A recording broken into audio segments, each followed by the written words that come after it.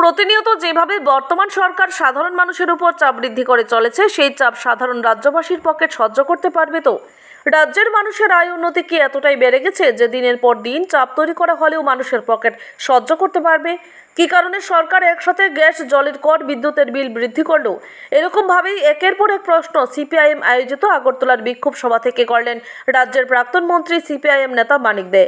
এখানে উল্লেখ করা প্রয়োজন, পূর্ব নির্ধারিত সিদ্ধান্ত অনুযায়ী আজ আগরতলাতে স্মার্ট মিটারের বিরুদ্ধে প্রতিবাদ জানানোর পাশাপাশি বর্ধিত বিদ্যুৎ মাশুল, পাইপলাইনের গ্যাস, সিএনজি, জলের বর্ধিত কর ইত্যাদি নিয়ে এক বিক্ষোভ সভা সংঘটিত হয়। এই বিক্ষোভ সভায় আলোচনা করতে গিয়ে মানিক দে উপরে উল্লেখিত কথাগুলো বলার পাশাপাশি দাবি করেছেন, রাজ্যের মানুষের সহ্যের সীমা শেষ হয়ে যাচ্ছে। মানুষ রাজ্যের দিকে দিকে বর্তমান সরকারকে জবাব দেওয়ার জন্য প্রস্তুত হচ্ছে বলে মানিক দে দাবি করেন। পাশাপাশি বামফ্রন্ট সরকার যেভাবে আগরতলা শহরের উপর বিভিন্ন জায়গায় বসবাসকারী বস্তিবাসীদের পুনর্বাসনের ব্যবস্থাগুলো করেছিলেন, সেই বিষয়গুলো উল্লেখ করে মানিক দে দাবি করলেন, এই সময়ের মধ্যে ডাবল ইঞ্জিনের সরকার সাধারণ মানুষের উপর একের পর এক চাপ তৈরি করে চলেছে। সার্বিকভাবে আজকের এই বিক্ষোভ সভা থেকে বাম নেতাকর্মীদের হুঙ্কার হচ্ছে, অবিলম্বে স্মার্ট মিটার সহ বর্ধিত বিদ্যুৎ মাশুল, পাইপলাইনের গ্যাসের মূল্য বৃদ্ধি, সিএনজির মূল্য বৃদ্ধি, জলের বর্ধিত কর প্রত্যাহার করা না হলে আগামী দিনে বৃহত্তর আন্দোলন কর্মসূচি সংঘটিত করা হবে। Bureau report, Tripura news Bangla. অস্বীকার করছি না। তৃতীয়, শ্মশান ঘাটে সব দেহ নিয়ে যেতে পারে না, বাঁধের উপর দিয়ে ঘরগুলো ছিল। শ্মশান পর্যন্ত ছিলেন যারা, শ্মশানের পরও যারা ছিলেন 292 পরিবারকে সেখানে গিয়ে জয়পুর, এখানে জয়পুরে আমরা ব্যবস্থা করে দেওয়া হয়েছে বামফ্রন্ট সরকারের সময়। এই বাঁধটার মধ্যে গোটা বাঁধটা 17 কিলোমিটার, এখানে আছে প্রায় 1400 পরিবার এখনো বাঁধের উপর আছে, বাঁধের সাইডে, বাঁধের উপরে। বাঁধটা এখন ডেঞ্জার, ফ্লাড সিচুয়েশন দেখছেন আপনারা, যে কোনো সময় আগরতলা শহরে ভয়ঙ্কর রূপ ধারণ করতে পারে যখন বেশি বৃষ্টি হয়। কাজে বাঁধটাকে উঁচু করার প্রশ্ন, একটা প্রজেক্ট নেওয়া হয়েছিল, এদেরকে তুলে নিয়ে জায়গা দেওয়ার সিদ্ধান্ত ছিল বামফ্রন্টের সময়। সেই জায়গাটা আমরা বের করে নিয়েছিলাম, এই বর্ডারের গোলচক্কর, এখানে নিয়ে এটা করা হবে। কিচ্ছু বুঝলাম না, 2018 সালে নতুন সরকার আসার পর এই জায়গাটার মধ্যে ঘোষণা করে দিলেন যে এই বস্তি টস্তি বুঝি না, এটা নিম্ন আয় যারা, তারা টাকা দেবেন, সরকার কিছু সাবসিডি দেবে, তাদেরকে ঘর করে দেওয়া হবে। ওই গরিব বস্তিবাসী যারা, তারা আর ঘর পেলেন না। তাও এটা যা শুনেছি এখানে তো আছে, এরকম সরকার হোক, পাবলিক হোক, এটা আইন 2016 সালে লাগু হয়েছে। আপনি কোনো ফ্ল্যাটে ঢুকেছেন বা সরকারি কোনো জায়গা আপনাকে ঘর করে দিবে বলে টাকা নিয়েছে, নির্দিষ্ট টাইমে যদি নির্দিষ্ট স্পেসিফিকেশন অনুযায়ী আপনার ঘরটা যদি নির্দিষ্ট সময়ে না দেয় এবং যা যা দেওয়ার কথা সেখানে যদি কোনো জিনিস কম পেয়ে থাকেন, আপনি এই অথরিটি লেখা আছে দেখবেন, একটা অথরিটি, এই অথরিটির কাছে আপনি দরখাস্ত দিয়ে অভিযোগ জানাতে পারেন।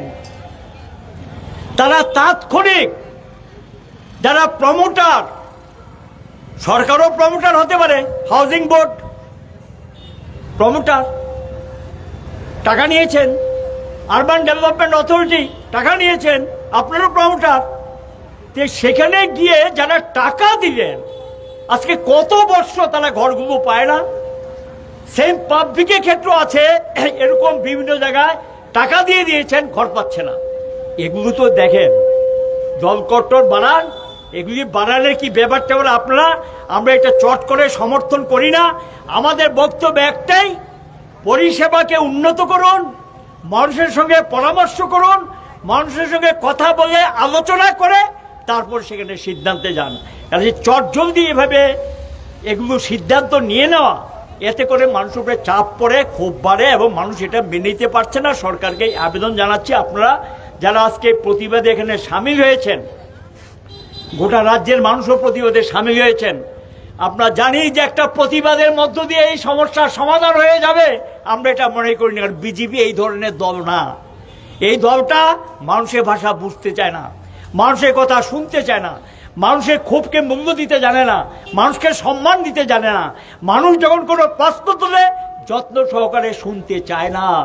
এটা সরকারের দৃষ্টিভঙ্গি এবং বিজেপি দলের দৃষ্টিভঙ্গি।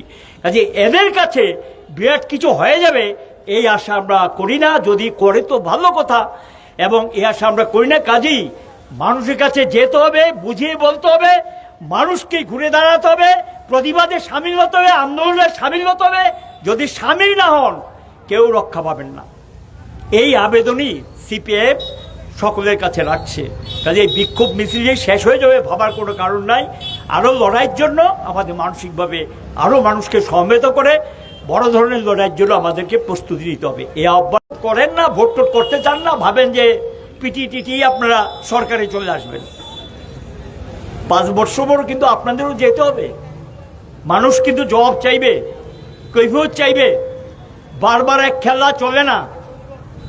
মানুষের যখন সহ্যের সীমা বাড়িয়ে যায়, সহ্যের সীমা পার হয়ে যায়, তখন কিন্তু মানুষ ঘুরে দাঁড়ায়। এবং মানুষও, রাজ্যের মানুষ সাংঘাতিকভাবে নানা দিক থেকে তারা ক্ষতিগ্রস্ত, এবং সেখানে নাই অধিকার, কথা বলার স্বাধীনতা পর্যন্ত নেই। যাই হোক, আমরা খুশি যে রাজ্যের মানুষ খুব বিক্ষোভে সর্বত্র দলমত নির্বিশেষে এগিয়ে আসছেন। এমনকি শাসক দলের লোক যারা, তারাও তো এটা বহন করতে হয়, তাদের মধ্যে তীব্র প্রতিক্রিয়া। তেমন কোনো কাজ করেনি, কিছু করেনি, খালি বাড়াও বাড়াও বাড়াও, তাদের মধ্যে তীব্র প্রতিক্রিয়া তৈরি হয়েছে। বিভিন্ন জায়গায় যে খুব বিক্ষোভে বহিঃপ্রকাশগুলো ঘটছে। সরকারকে অনুরোধ করব আমরা অবিলম্বে এই সিদ্ধান্তগুলো প্রত্যাহার করুন। লাস্ট আমি যেটা বলবো, এই শহর নিয়ে বলতে গেলে অনেক কিছু বলা যাবে, বেশি আলোচনায় যাব না। এই যে সিটিটা, বস্তি এলাকায় যারা আছে তাদেরকে বামফ্রন্ট সরকারের সময় 3টা আবাসন আমরা তৈরি করেছি, আপনারা জানেন বোধহয়। একটা হলো গিয়ে গুর্খা বস্তি, এটা বিধানসভা ভবনের সামনে 256 পরিবার যারা জিবি এলাকায় ছিলেন তাদেরকে নিয়ে জায়গাটাকে পরিচ্ছন্ন করে তাদেরকে আমরা পুনর্বাসন দিয়েছি, পয়সা দেনি। দ্বিতীয়, রাধানগর ব্রিজ, সেকেন্ড ব্রিজ করতে হবে। একটা ব্রিজ দিয়ে চলে না। এই জায়গাটাতে যারা ছিল, এখানেও আমরা 292টা পরিবারকে ফ্ল্যাট করে 4তলা বিল্ডিং করে ব্যবস্থা হয়েছে। এটা কেন্দ্রীয় প্রকল্প, আমি অস্বীকার করছি না। তৃতীয়, শ্মশান ঘাটে সব দেহ নিয়ে যেতে পারে না।